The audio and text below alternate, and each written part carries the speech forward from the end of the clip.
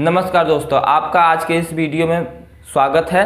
और आज के इस टॉपिक में हम डायरेक्ट इनडायरेक्ट का इंट्रो वीडियो पढ़ेंगे, इंट्रोडक्शन वीडियो, यानी कि इस चैप्टर में आखिरकार है क्या और क्या क्या चीज़ें हमें पढ़नी है, ये हम चीज़ देखेंगे। तो सबसे पहले समझते हैं डायरेक्ट एंड इनडायरेक्ट स्पीच क्या होता है। और स्पीच को कहते हैं कथन, हिंदी में क्या कहते हैं, कथन। और स्पीच को आप नरेशन भी कह सकते हो, नरेशन इसका जो है दूसरा वर्ड होता है,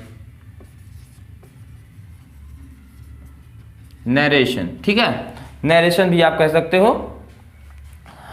तो डायरेक्ट स्पीच क्या होता है कि जब देखिए वक्ता को इंग्लिश में कहते हैं स्पीकर, यानी कोई दूसरा व्यक्ति। ठीक है, अगर कोई किसी स्पीकर के कहे हुए शब्दों को आप दो प्रकार से व्यक्त कर सकते हो, दो प्रकार से आप बता सकते हो। पहला तो जैसा उसने कहा वैसे आकर के आप मुझे बता देते हो, तो होता है डायरेक्ट स्पीच।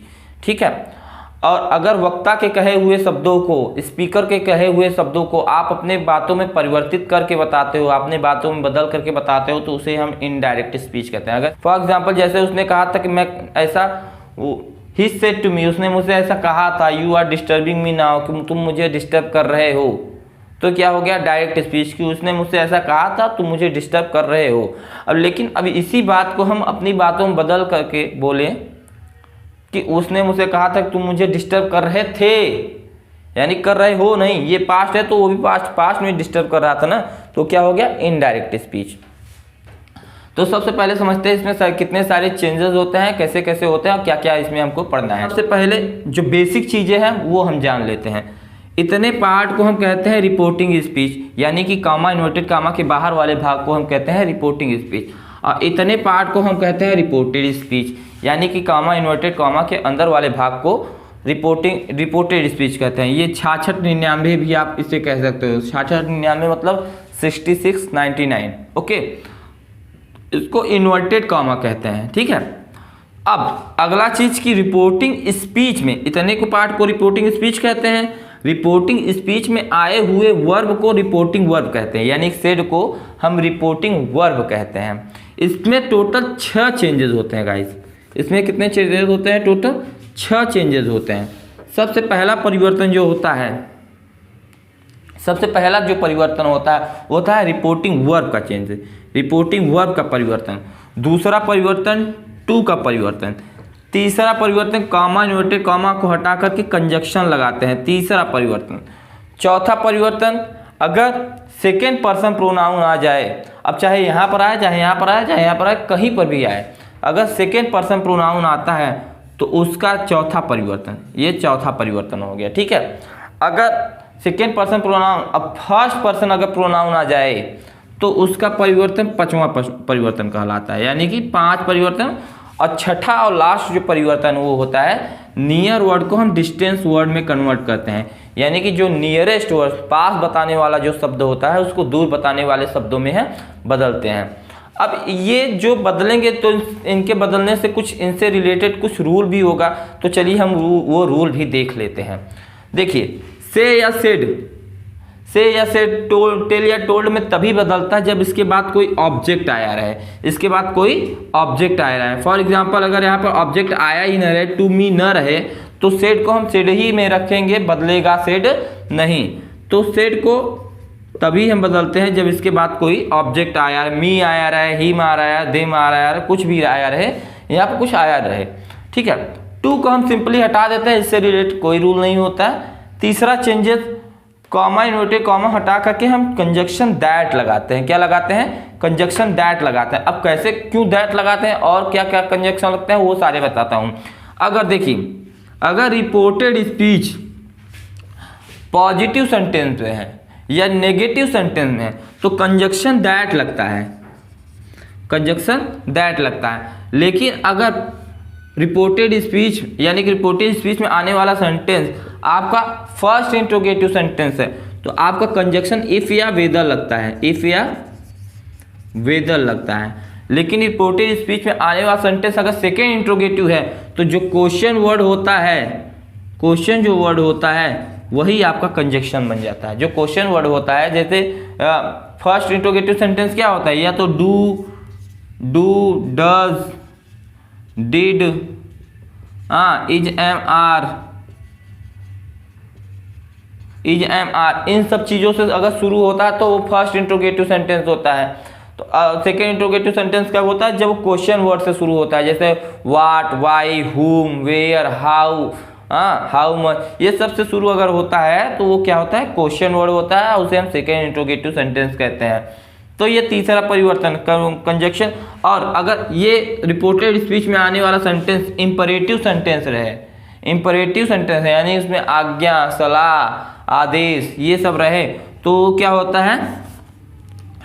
आपका इंपरेटिव सेंटेंस रहता है तो उसमें टू लगाते हैं। इसको कंजक्शन नहीं बोल सकते हो आप, कनेक्टिव वर्ड बोल सकते हो, इन्फिनिटिव होता है बेसिकली।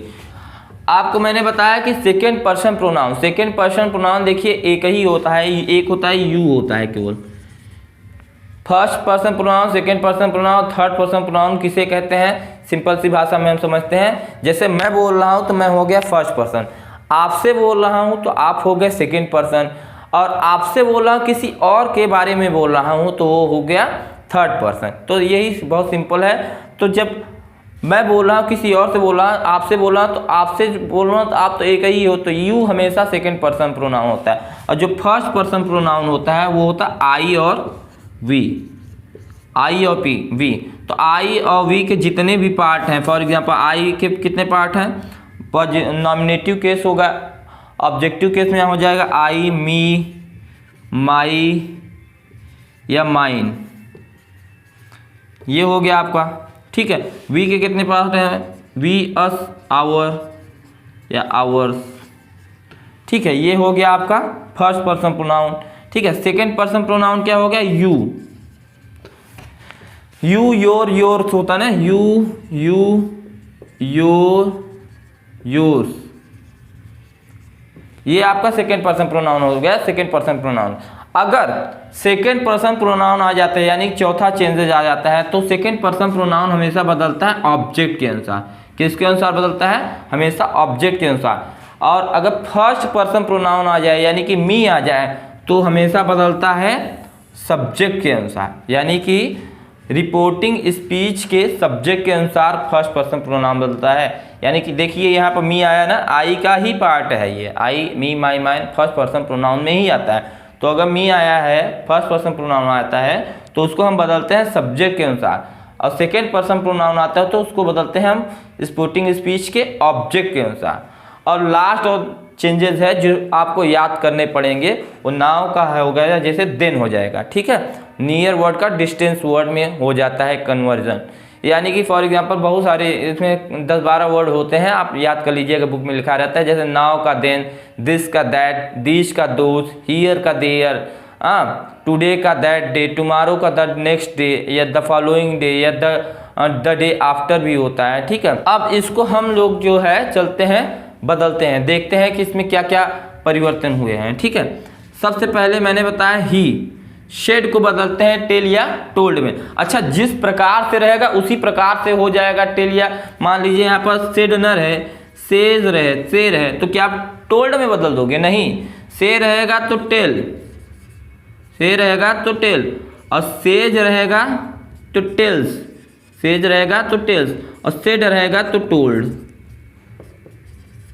सेड रहेगा तो टोल्ड। यानी कि जिस प्रकार से ये सेड रहेगा उसी प्रकार से हम जो है टेल या टोल्ड में बदलेंगे। ठीक है, तो यहाँ पर ऑब्जेक्ट सेड किसके अनुसार बदलता है? अगर ऑब्जेक्ट आया रहे रिपोर्टिंग स्पीच में तो बदलता है सेड टोल्ड में। ठीक है, तो इसको हम बदल दिए टोल्ड में। ऑब्जेक्ट नहीं आया रहेगा, टू मी नहीं आया रहेगा, टू हिम, टू देम, कुछ भी रहे यहाँ पर नहीं रहेगा, यहाँ पर सेड के बाद कुछ भी, तो समझ लीजिए कि सेड को हम सेड में ही रखेंगे, तब टोल्ड में नहीं बदलेंगे। ठीक है, तो सबसे पहले ही टोल्ड, और यानी कि दूसरा चेंजेस मैंने बताया था कि टू को सिंपली हटा देते हैं, तो टू को हमने हटा दिया, तो यहाँ पर टोल्ड मी, मी आ जाएगा। अब ये आने वाला सेंटेंस जो अंदर का सेंटेंस है ये क्या है? पॉजिटिव या नेगेटिव। पॉजिटिव में है ना, पॉजिटिव में है, मैंने बोला था पॉजिटिव या नेगेटिव में रहे तो कंजक्शन दैट लगाते हैं, तो ये अभी पॉजिटिव में है तो यहाँ पर हम कंजक्शन क्या लगाएंगे? दैट लगा देंगे सिंपली। ठीक, सेकेंड पर्सन प्रोनाउन जो बदलता है वो बदलता है ऑब्जेक्ट के अनुसार, जैसा कि मैंने बताया था। अब आप सेकेंड पर्सन प्रोनाउन यहाँ पर यू है, यू किस तरह से यहाँ पर मौजूद है, किस केस में मौजूद है। देखिए केस 3 प्रकार के होते हैं ना, जैसे आई, मी, माई, माइन मैंने बता दिया। तो आई क्या है, सब्जेक्टिव केस में है, मी अभी हो जाएगा ऑब्जेक्टिव केस में, और माई हो जाएगा पॉजिटिव केस, माई या माइन पॉजिटिव केस में हो जाए।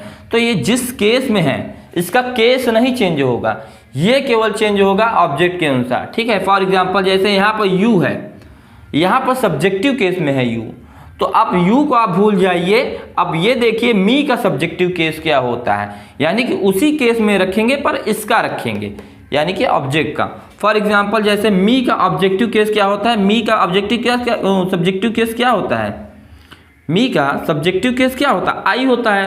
तो आई यहाँ पर हम रख देंगे। अब एक रूल और है जो आपको मुझे बताना है।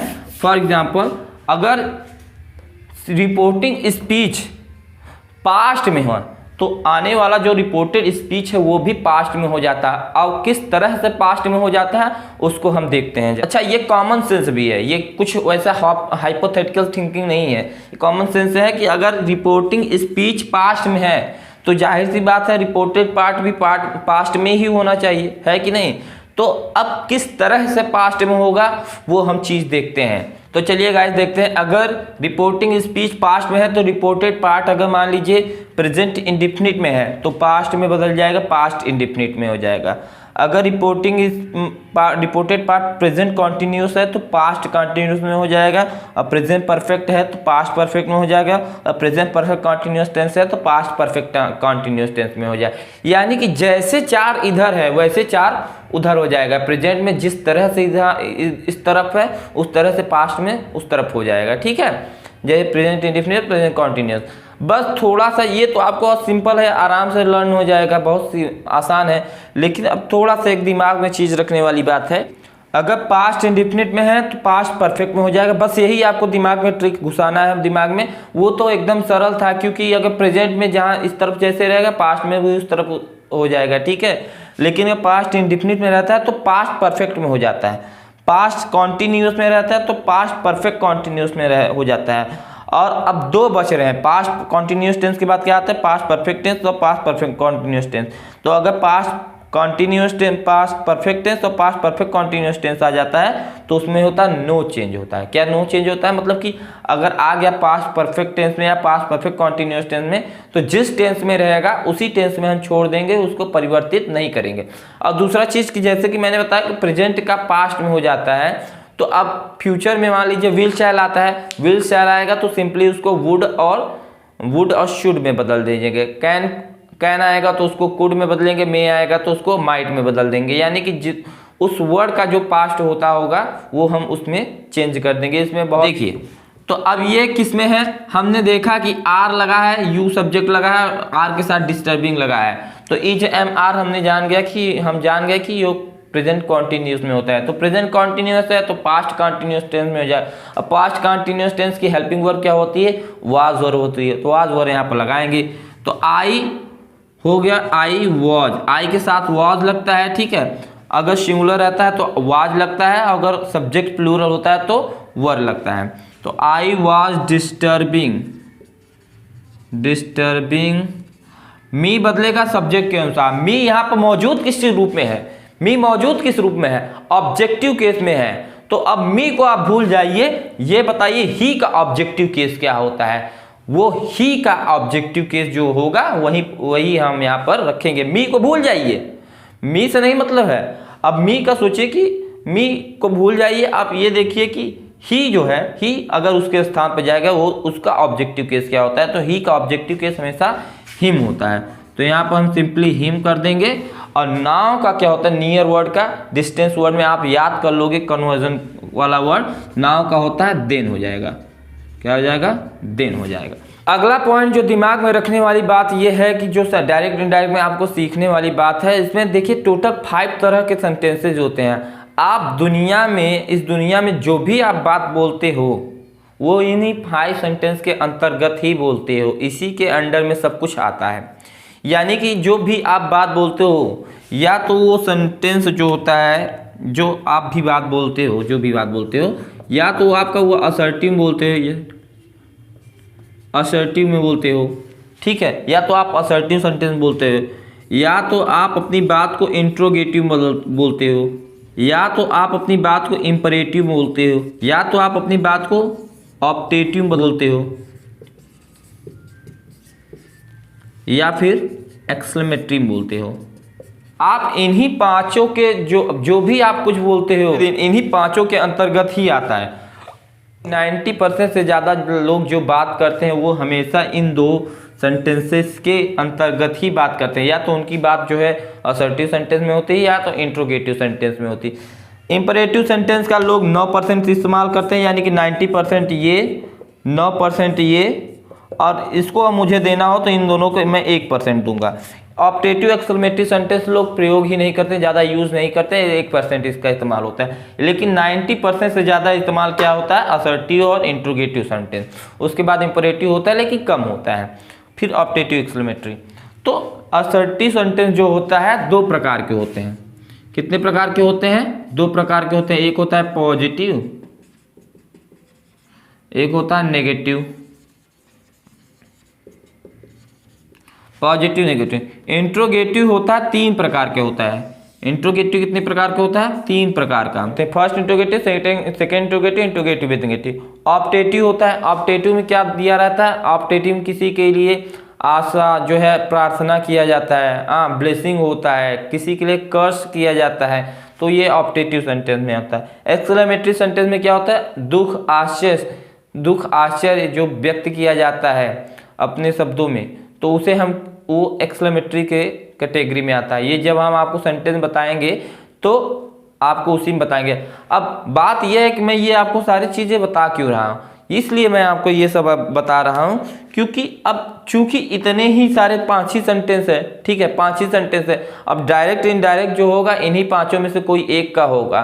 तो सबसे पहले हम असर्टिव सेंटेंस का बनाना सीखेंगे, स्टेप बाय स्टेप आगे बढ़ेंगे अगले वीडियो में, कि पहले असर्टिव सेंटेंस का बनाना सीखेंगे, फिर इंट्रोगेटिव का बनाना सीखेंगे, फिर इंपरेटिव का बनाना सीखेंगे, ऑप्टेटिव का, एक्सक्लेमेटरी सेंटेंस। गाइस ये बहुत बेसिक चीज़ें हैं, ये आप बहुत पहले वाली कक्षाओं में आप पढ़े होंगे, बहुत सिंपल चीज़ें हैं। पॉजिटिव सेंटेंस वो सेंटेंस होता है जिसमें नकारात्मक वाक्य नहीं होते, कोई नो या नहीं होता है, ठीक है, कोई तो वो पॉजिटिव हो गया। जिसमें नहीं शब्द आया रहे, नो आया रहे, तो क्या होता है? नेगेटिव शब्द होता है। जिसमें क्वेश्चन पूछा जाए, जिसमें प्रश्न पूछा जाए, वो क्या आता है? इंट्रोगेटिव। अब इंट्रोगेटिव फर्स्ट, इंट्रोगेटिव सेकेंड नाम का कुछ होता नहीं है, लेकिन टीचर्स लोग बना देते हैं इसको ताकि डिफरेंसेस दिखा सके, है ना, अंतर दिखा सके। अंतर क्या दिखा सके? जो फर्स्ट इंट्रोगेटिव सेंटेंस होता है वो हिंदी में क्या से शुरू होता है और इंग्लिश में हेल्पिंग वर्ब से शुरू होता है। फॉर एग्जांपल जैसे क्या वह जा रहा है, क्या वह खाता है, क्या वह सो चुका है, क्या वह पीता है, तो ये सब क्या से जब शुरू होता है कोई सेंटेंस तो होता है फर्स्ट इंट्रोगेटिव सेंटेंस। इसको आप यस या नो टाइप ऑफ क्वेश्चन आप सेंटेंसेस भी कह सकते हो, बुक में यही होता है। लेकिन हिंदी में जो होता है क्या से शुरू होता है, और इंग्लिश में जो शुरू होता है हेल्पिंग वर्ब से शुरू होता है। कौन से हेल्पिंग वर्ब से शुरू होगा? हेल्पिंग वर्ब आपको पता होने चाहिए, वरना आप सेंटेंसेस पहचान नहीं पाओगे। हेल्पिंग वर्ब कितने होते हैं? मॉडल या फिर प्राइमरी ऑक्सिलरी वर्ब के होंगे, जैसे कि is, am, are, was, were, will be, shall be, do, does, did, has, have, had, can, could, may, might, will, would, should, must, need, use to, ought to, ये सब क्या होते हैं? Helping verb होते हैं। अगर इनमें से किसी चीज से स्टार्ट होते हैं तो ये होता है फर्स्ट इंट्रोगेटिव सेंटेंस। याद रख लीजिए, इंग्लिश में हेल्पिंग वर्ब, हिंदी में क्या शब्द से आरंभ होता है first interrogative. Second interrogative sentence बहुत आसान है, ये स्टार्ट होते हैं WH वर्ड से। WH वर्ड यानी कि क्वेश्चन वर्ड, जैसे what, whom, where, how much, whatever, ये सब क्या है? WH वर्ड है। इनसे जब आरंभ होता है कोई चीज़ तो हम सेकेंड इंट्रोगेटिव कहते हैं। और इंट्रोगेटिव विद नेगेटिव वो सेंटेंस होता है जिसमें प्रश्नवाचक शब्द और नकारात्मक एक शब्द एक साथ आ जाए, जैसे वह क्यों नहीं जाता है, वह क्यों नहीं कहता है, वह क्यों नहीं ये करता है, ये सब क्या है? इंट्रोगेटिव विद नेगेटिव, ठीक।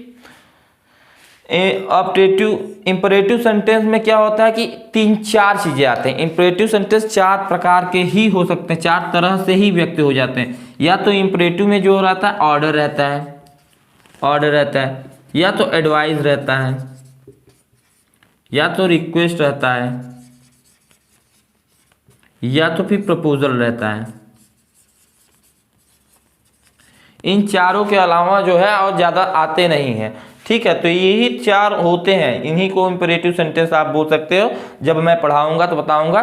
कुल मिला के एक एक को आप पकड़ेंगे और एक एक को पकड़ पकड़ के उसका जो है डायरेक्ट से इनडायरेक्ट में कन्वर्जन करना हम सीखेंगे। ठीक है।